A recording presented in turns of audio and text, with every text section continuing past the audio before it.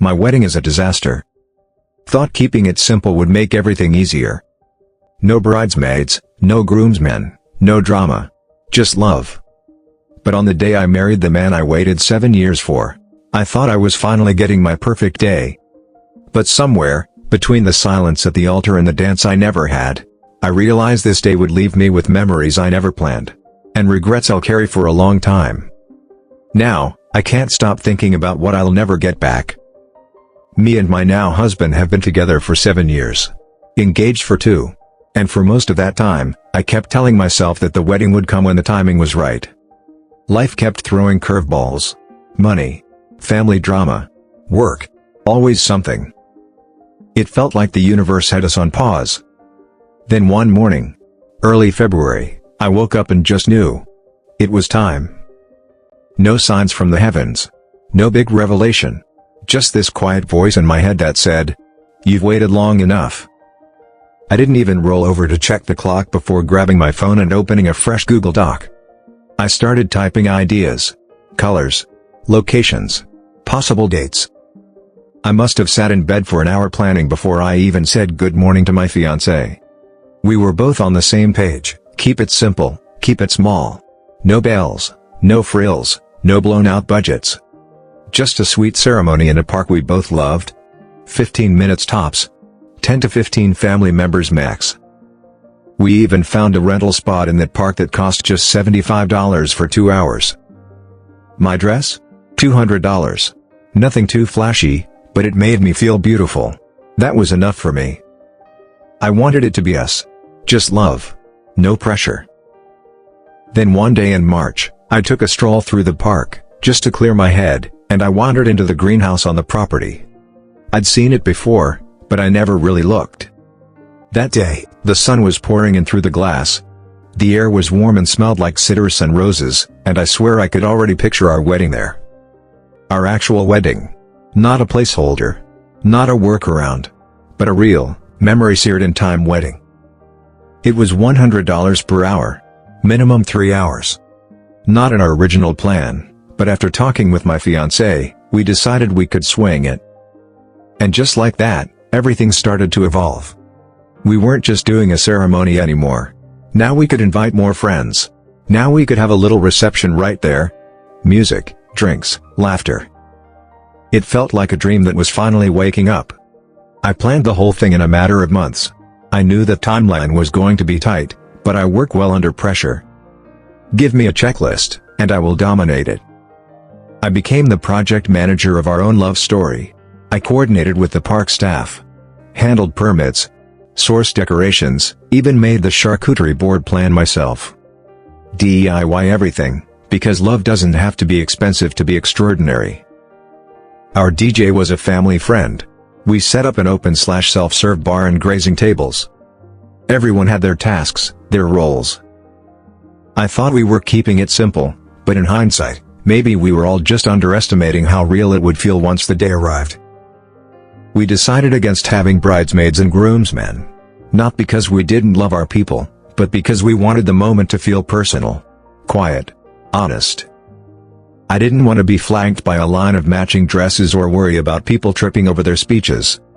I just wanted it to be me, my love, and the vows we'd waited years to speak out loud. And we did something that I will always cherish. We had our first look and private vows in the gardens before the ceremony. Just us. No audience. I'll never forget how he looked at me in that moment. Eyes wide, a little teary. I had never seen him cry in all our years together. Not when his grandfather passed. Not when we lost our dog. But there, in that garden, with sunlight filtering through the trees, he looked at me like I was his whole future. I saw him cry for the first time. And my heart split open in the best possible way. That part of the day? It was perfect. It was better than I imagined. But after that, the rest of the night unraveled in a blur of anxiety, small disasters, and quiet regrets.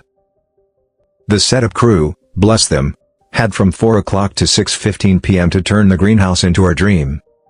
I was still taking photos with my now husband and trying to calm the nerves bubbling in my chest when I started hearing things. Apparently, my mother-in-law had cried multiple times during setup. Not just once. Multiple episodes where she walked off to compose herself. People whispered it around me like a secret I wasn't supposed to hear. And I love this woman. She's been nothing but kind to me since day one. But hearing that? It pierced through me. My mind instantly spiraled. Did I overwhelm her? Was this all too much? Is she upset? Did I ruin this for her? It could have just been the emotions of the day, her baby getting married. But deep down, I didn't think that was it. She's usually composed, strong. That kind of crying? It felt personal. And that thought haunted me. The greenhouse looked beautiful. Everything came together on time. The flowers were glowing, the tables were dressed, and the candles flickered just right. And then, it was go time. My fiancé was supposed to walk in first. His song was special, something soft, nostalgic. It was supposed to play all the way through as he walked. Instead, it cut out early. But he made it to the altar, so it wasn't a huge issue. Then it was my turn. I was behind a curtain, hidden from view, just waiting for the music to start. The plan was clear. My song would start, I'd walk in, and the DJ would fade the song out as I reached the altar. But that's not what happened. The DJ, our family friend, either misunderstood or had a technical problem. The song stopped before I even entered. I stood there, behind the curtain, exposed. The room full of guests could see me. No music. Just silence. I was frozen. I kept thinking. Start the song. Please, just start the song. And the seconds dragged on. 1 minute. 2 minutes. People started shifting in their seats. Whispers. Nervous laughter. My heart was pounding so loud I could feel it in my fingertips. After what felt like forever, but was really about 2.5 minutes, the music finally came back on. I took a deep breath and walked. I was trying to hold it together, to focus on him, on us. But I could feel the glitch still buzzing under my skin. The ceremony itself? It was sweet. Intimate. But not flawless. Our officiant, bless his heart, kept calling my fiancé by his shortened nickname instead of his full name. Like Alex instead of Alexander. Which would have been fine if we weren't using his full name for everything. Invites, vows, everything. And he never told the guests to be seated. So they stood. All of them. 100 people standing for 8 whole minutes. Some looked confused. Some smiled politely. Others were clearly uncomfortable. I could feel it as I spoke my vows, this energy in the room that wasn't quite right. After the ceremony, my nerves were frayed. I was smiling in photos, greeting guests, sipping champagne, but inside I felt like a balloon stretched too tight. I could feel the expectations, the eyes, the silent clock ticking against our schedule. And then came the moment for first dances. I was supposed to dance with my new husband. Then with my dad. 2 moments I had dreamed of since childhood. But I looked at them, at both of them, and I just couldn't. I turned to them and said, "Can we skip it?" They both nodded, gently. They didn't question it. Maybe they could see how worn down I was. Maybe they didn't want to push me. But now, looking back? God, I wish someone would have talked me out of it. Just whispered, "This is your only chance. Take it." Because now I'll never get that first dance. Not with my dad. Not with my husband. We also had a game planned. A cute couples trivia game. And speeches from close friends and family. But the schedule slipped. Time got eaten up by photos, by conversations, by the chaos of everything running just slightly behind. None of it happened. No game. No speeches. The things I'd been excited about for months, gone. Me and my groom essentially paid for a party from 6 to 11 p.m. in this beautiful greenhouse that we didn't even get to enjoy until the very last hour. I know how crazy that sounds, but it's the truth. That entire night was a whirlwind of emotions, expectations, miscommunication, and moments slipping through my fingers faster than I could catch them. I was being pulled in so many directions all evening that I probably spent a total of 10 minutes in the actual reception area. 10 minutes. That alone is embarrassing to admit. I keep imagining people whispering, "Where's the bride?" And maybe they didn't. Maybe no one noticed. But I noticed. I was everywhere except the place we spent months planning for. There was one point early in the evening, I remember walking in and seeing the place full, the laughter, the music, the lights reflecting off the glass ceiling. A soft hum of voices layered over our playlist. It was stunning. For a split second, I allowed myself to feel proud. I even smiled. Then someone needed me outside. I don't even remember what it was for. A question about the cooler? Someone's child crying? I stepped out. Maybe 15 minutes passed. When I came back inside, half the people were already gone. Just like that. And the feeling hit me like a punch to the chest. I didn't even get to speak to them. Didn't lay eyes on most of my guests. Didn't thank them. Didn't hug them. Didn't even share a laugh or get a photo. And speaking of photos, God, this is where it gets harder. I never got to walk into the food and drink room. Not once. I had spent hours curating the perfect grazing table in my head. I picked out a gorgeous selection of meats, cheeses, fruits, and spreads. A little rustic. A little classy. Totally us. But none of the nice dried meats made it to the actual table. Why?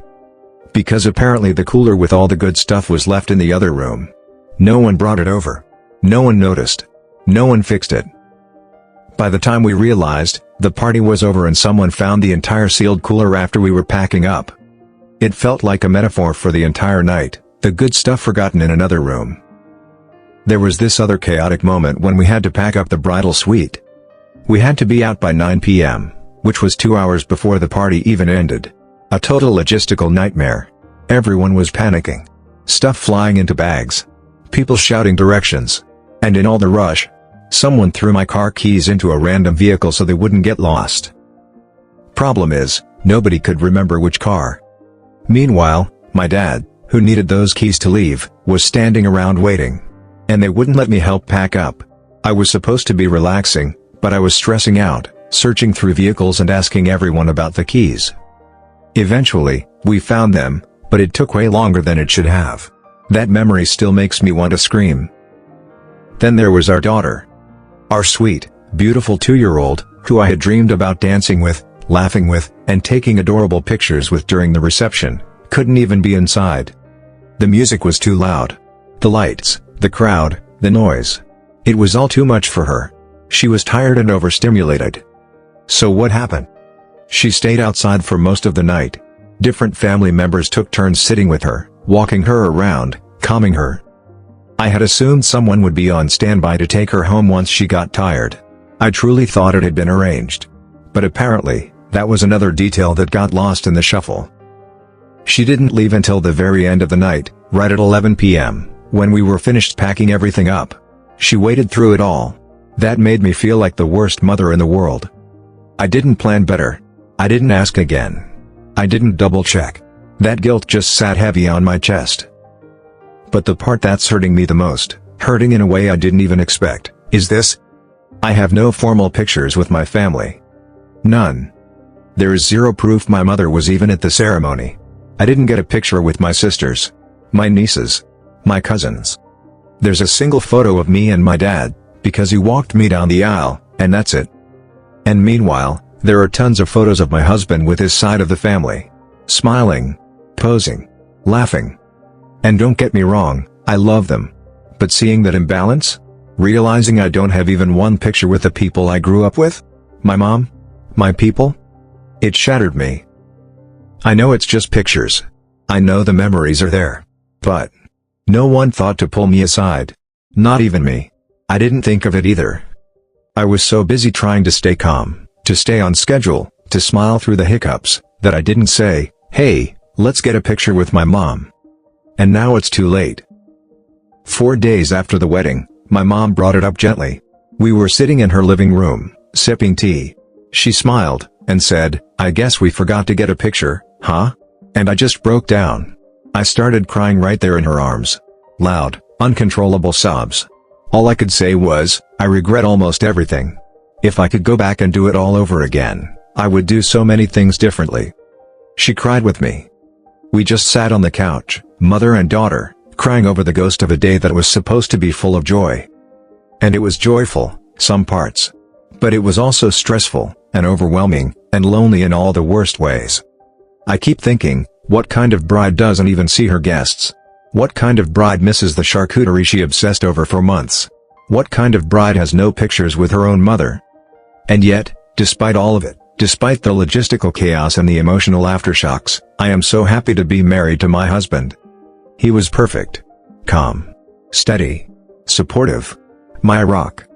I don't know how he puts up with me, especially the version of me that existed on wedding day. Emotional. Frazzled. Not at all the glowing, radiant bride I wanted to be. He kept checking in, kept whispering, "You're doing amazing." And I just kept nodding, trying to believe him. The ceremony itself really was beautiful. Even with the hiccups. Even with my entrance song messing up and me standing there in the spotlight awkwardly for a couple minutes, frozen behind the curtain with no music. I remember feeling like everyone was staring, like the world paused and was waiting on me to fall apart. But afterward, a couple of people told me they thought it was on purpose. That it looked planned. That it gave them a moment to really take in the image of me, standing between my two dads, about to walk down the aisle. They said it looked cinematic. Special. That helped. A little.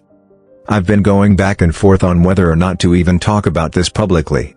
I feel like saying any of this out loud makes me sound ungrateful.